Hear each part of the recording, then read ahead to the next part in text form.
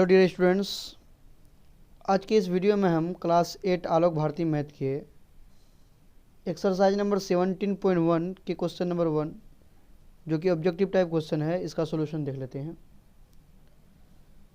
क्या है क्वेश्चन कि यदि किसी त्रिभुज का क्षेत्रफल a हो तथा आधार b हो तो उसकी ऊंचाई होगी। ऑप्शन दे के रखा है a by B, 2a by B, a into B, 2b by a। तो आपको याद होना चाहिए कि त्रिभुज का जो क्षेत्रफल होता है, त्रिभुज का क्षेत्रफल, उसका फॉर्मूला क्या होता है?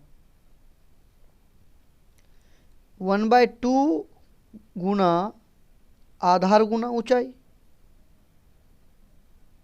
1/2 इंटू आधार इंटू ऊंचाई, ये ना होता है, यानी half into base into height. तो अगर आपको क्षेत्रफल में ए दे के रखा है, यानी त्रिभुज का क्षेत्रफल ए दे के रखा, तो ए बैठा दिए, और 1/2 गुना आधार, आधार में क्या दे के रखा है? बी, तो ऊंचाई होगी, ऊंचाई माने एच, एच निकालना हम लोगों को, है कि नहीं? तो कैसे निकालिएगा? यहाँ से देखिए, हम पूरे को इधर लेके आते हैं, तो हम लोग क्या लिख सकते हैं? 1/2 इंटू बी इंटू एच बराबर ए, लिख सकते कि नहीं? और यहाँ से अगर हम लोग को निकालना क्या है? ऊंचाई, तो h बराबर क्या हो जाएगा? देखिए, ये 2 इधर भाग में, उधर जाएगा तो गुना में, यानी 2 गुना a 2a, और b गुना में है, इधर आएगा तो भाग में, यानी 2a बाई b हो जाएगा। तो ऑप्शन नंबर 2 क्या हो जाएगा आपका करेक्ट आंसर। ठीक है, चलिए क्वेश्चन नंबर 2 देख लेते हैं। बी नंबर क्वेश्चन क्या दे के रखा है कि यदि किसी समचतुर्भुज का क्षेत्रफल a एवं एक विकर्ण d1 हो तो दूसरा विकर्ण होगा, है ना? तो हम लोग समचतुर्भुज का क्षेत्रफल का फॉर्मूला क्या जानते हैं? समचतुर्भुज का क्षेत्रफल का फॉर्मूला देखिए, अब पता होना चाहिए कि समचतुर्भुज कैसे होता है। रोम्बस इसको बोलते हैं ना, यानी ये वर्ग के तरह ही होता है, लेकिन वर्ग में क्या खासियत है कि सारा एंगल 90 डिग्री का होता है और इसमें सब एंगल 90 डिग्री का नहीं होता है। तो ये समचतुर्भुज में सारा भुजा क्या होगा? इक्वल होगा। अगर हम बोल दें कि ये भुजा ए है तो ये भी क्या होगा? ए, ये भी ए, और ये भी ए हो जाएगा। और इसका अगर विकर्ण का बात किया जाए, डायगोनल, तो एक विकर्ण ये, एक विकर्ण क्या हो जाएगा? ये डायगोनल। डायगोनल को अगर डी से लिखा जाए, इसको अगर हम नाम दे d1 छोटा वाला को, बड़ा वाला को d2, तो इसका एरिया का फॉर्मूला क्या होता है? एरिया ऑफ रोम्बस, समचतुर्भुज का क्षेत्रफल क्या होता है? 1/2 गुना दोनों डायगोनल का गुणनफल, है ना? तो d1 गुना d2, एक तो फॉर्मूला ये होता है जिस बेसिस पर ये क्वेश्चन दे के रखा है। और दूसरा फॉर्मूला क्या होता है कि देखिए, ये अगर हाइट दे के रखे तो क्वेश्चन में, तो उसका एरिया क्या हो जाएगा? एरिया क्या हो जाएगा? 1/2 नहीं होगा, डायरेक्ट बेस हो जाएगा, बेस के जगह में a और हाइट के जगह में h, तो आधार गुना ऊंचाई हो जाएगा। ठीक है, लेकिन हम लोग को d1 और d2 के फॉर्मूला में दिया हुआ है। अब क्वेश्चन में क्या दे के रखा है कि समचतुर्भुज का क्षेत्रफल a दे के रखा है, तो उसी तरह उस क्वेश्चन की तरह हम लोग क्या कर लेंगे? एरिया के जगह में क्या दे देंगे? a, और एक विकर्ण d1 हो, यानी क्वेश्चन में डायरेक्ट दे के रखा कि d1 एक विकर्ण हो तो दूसरा विकर्ण क्या होगा, यानी d2 क्या होगा? तो d2 निकालना है। और d2 निकालिएगा कैसे? उसी तरह कीजिए, देखिए d2 निकालिएगा तो ये उधर जाएगा तो गुना, ये 2 भाग में, इधर आएगा तो गुना में, है कि नहीं? और ये गुना में, इधर आएगा तो भाग में। तो d2 बराबर क्या हो जाएगा? दूसरा विकर्ण कि 2a/d1। अब 2a/d1 कौन सा ऑप्शन है? ये है आपका ऑप्शन नंबर 1, तो 1 ही हो जाएगा इसका करेक्ट आंसर। ठीक है, अब क्वेश्चन नंबर 3 पर चला जाए। सी नंबर क्वेश्चन देखिए। सी नंबर क्वेश्चन में क्या दे के रखा है कि यदि किसी समबाहु त्रिभुज की एक भुजा x हो तो उसकी ऊंचाई होगी। देखिए, समबाहु त्रिभुज सी नंबर ना, तो समबाहु त्रिभुज जानते हैं जिसको इक्विलेटरल ट्रायंगल बोलते हैं। सारा भुजा इसका क्या होता है? बराबर होता है।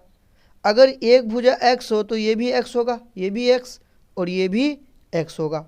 अब बोलता है कि उसकी ऊंचाई क्या होगी, ये बात बोलता है कि इसकी ऊंचाई क्या होगी, है ना? तो ऊंचाई निकालने के लिए कैसे निकालिएगा?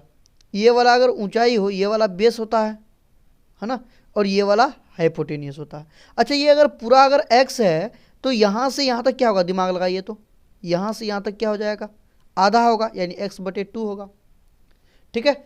और हम लोग एक फॉर्मूला पढ़े हैं पाइथागोरस थ्योरम, देखिए उसके लिए ये वाला परपेंडिकुलर माना जाता है p, और ये वाला हाइपोटेनियस माना जाता है जिसको कर्ण बोलते हैं, और ये वाला बेस माना जाता है, आधार। यानी क्या पढ़े हैं कि p² बराबर h² बराबर p² प्लस b², पढ़े ना, कि कर्ण का वर्ग बराबर लंब का स्क्वायर प्लस आधार का स्क्वायर। अच्छा, लंब के जगह में क्या है, लंब तो ये वाला हाइट, हम लोग को यही निकालना है, तो इसको रहने देते हैं, और h के जगह में ये x हो जाएगा, तो x का स्क्वायर, और हम लोग को ये ऊंचाई निकाल लेना है, तो ऊंचाई का स्क्वायर यानी h²। ठीक है, ये h नहीं समझिएगा, ये कौन सा h हो जाएगा, ये हाइट वाला h, हाइपोटेनियस वाला नहीं। ठीक है, और प्लस b के जगह में क्या हो जाएगा, तो x/2 हो जाएगा, है ना। और हम लोग को निकालना है h, तो ये अगर h² लिखिएगा तो क्या हो जाएगा, x² माइनस ये इधर आएगा तो x/2 का होल स्क्वायर, समझ में आया। और यहाँ से h² बराबर क्या हो जाएगा, x² माइनस, देखिए इसको तोड़िएगा तो x² और नीचे वाले के साथ भी है तो /4। अच्छा, यहाँ से अगर h² लिखिएगा तो यहाँ पर एलसीएम लीजिएगा, यहाँ पर 1 छुपा हुआ है यानी 4 एलसीएम, तो हो जाएगा 4x² माइनस x², हुआ कि नहीं। और यहाँ से h² बराबर फॉर्मूला क्या आ जाएगा, 3x²/4। अच्छा देखिए, ये अगर स्क्वायर रूट उधर लेके जाइएगा तो ये इधर रूट चलेगा, स्क्वायर अगर उधर लेके जाइएगा तो उधर स्क्वायर रूट चलेगा, और स्क्वायर रूट में देखिए x का स्क्वायर है तो x बाहर आ जाएगा, अंदर बचेगा √3, और 4 को अगर बाहर निकालिएगा तो बचेगा 2, यानी x√3/2। अब ऑप्शन मिला लीजिए, x√3/2, ये देखिए ये वाला हो जाएगा √3/2, x और x√3 दोनों सेम है। ठीक है। अब क्वेश्चन नंबर डी देखिए, यदि किसी आयत की लंबाई एवं चौड़ाई क्रमशः एक्स वाई हो तो इसका विकर्ण होगा।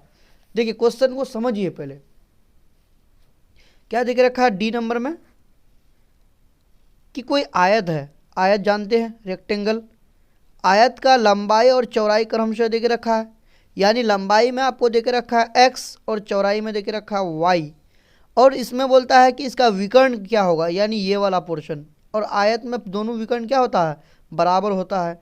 तो देखिए, और आयत का क्या खासियत कि इसका सारा जो एंगल होता है वो 90 डिग्री होता है, यानी यहाँ 90 डिग्री। तो दिमाग लगाइए, ये कौन सा त्रिभुज बन गया, एक समकोण त्रिभुज बना कि नहीं। और समकोण त्रिभुज में अभी बताए कि पाइथागोरस थ्योरम से h² बराबर क्या होता है, p² प्लस b²। ठीक है, यानी कर्ण स्क्वायर बराबर लंब स्क्वायर जो आधार स्क्वायर, और लंब के जगह में क्या है y, तो y का स्क्वायर, और आधार के जगह में x², यानी ये h² बराबर। और अगर h निकाल, यहाँ से अगर h निकालिएगा तो h का फॉर्मूला क्या हो जाएगा, h बराबर ये स्क्वायर उधर जाएगा तो स्क्वायर रूट चलेगा, यानी x² प्लस y² पर √। समझ में आया। अब x² देखिए आगे हम लिख सकते हैं ना, ये इसमें कोई दिक्कत नहीं है, यहाँ पर क्या हो जाएगा, x² प्लस y² पर √, ये वाला हो जाएगा। ठीक है, बहुत ही आसान सा क्वेश्चन।